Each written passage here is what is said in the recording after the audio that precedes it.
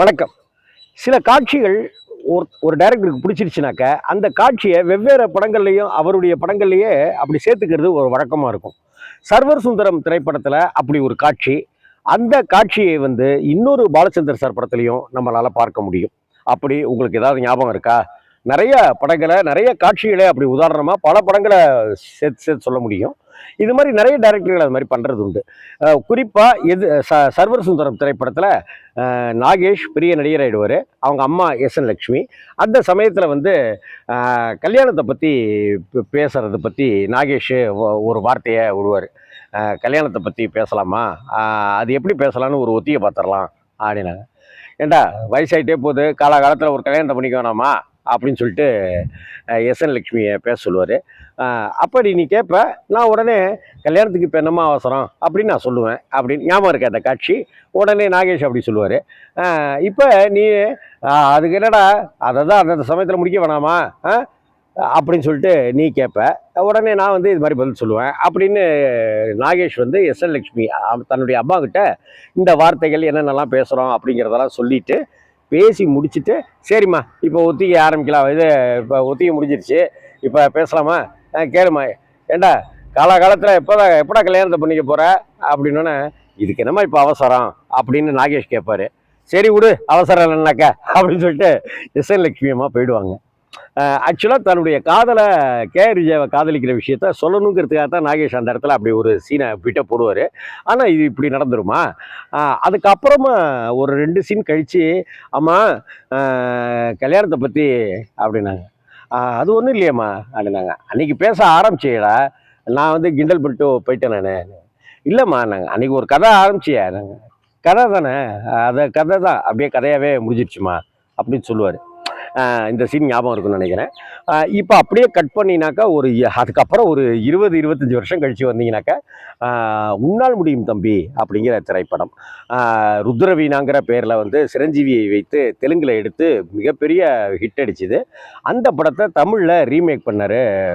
அதாவது தமிழையும் எடுத்தார் பாலச்சந்தர் சார்.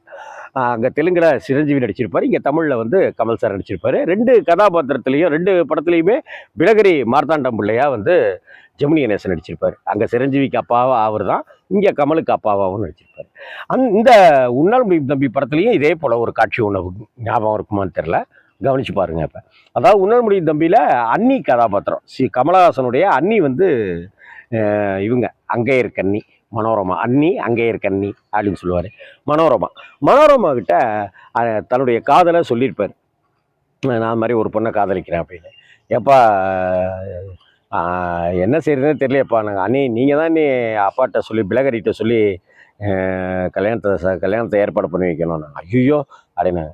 அதெல்லாம் ஒன்றும் இல்லை அண்ணி, நான் சொன்னதான் பிரச்சனை, நீங்கள் சொன்னீங்கன்னு வைங்களேன், அதெல்லாம் ஒன்றும் பிரச்சனை இல்லை அப்படின்னு. இப்போ நம்ம எப்படி பேசலாங்கிறத ஒத்திகை பார்த்துக்கலாம் அண்ணி.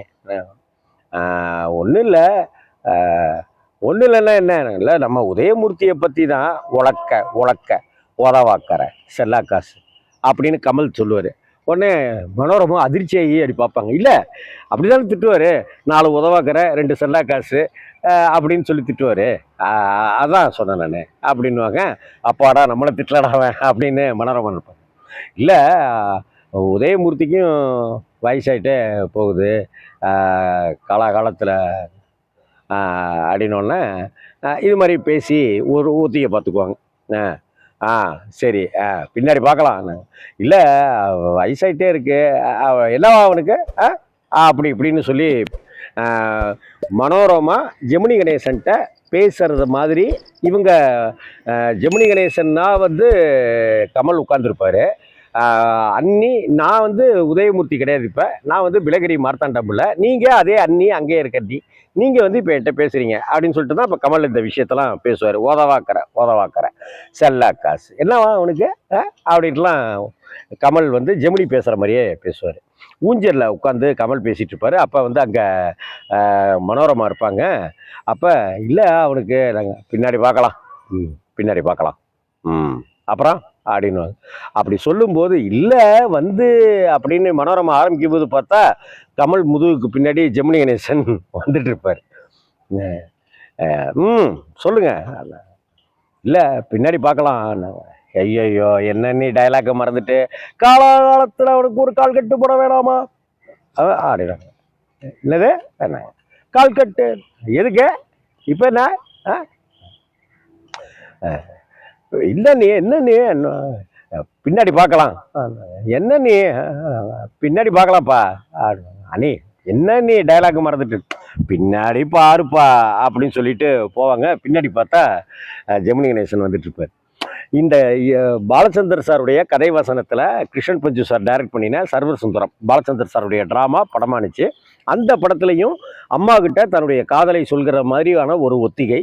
இங்கே உன்னால் முடியும் தம்பி படத்தில் மனோரமாவும் கமலும் சேர்ந்து பிலகரி மார்த்தாண்டம் பிள்ளை ஜெமினி கணேசன் கிட்ட எப்படி பேசலாங்கிற மாதிரியான ஒத்திகை கிட்டத்தட்ட சேமாக ஒரே விதமாக இருக்கும். ஆனால் சுவாரஸ்யத்துக்கு மட்டும் பஞ்சம் இருக்காது. அதுதான் பாலச்சந்தர் டச்.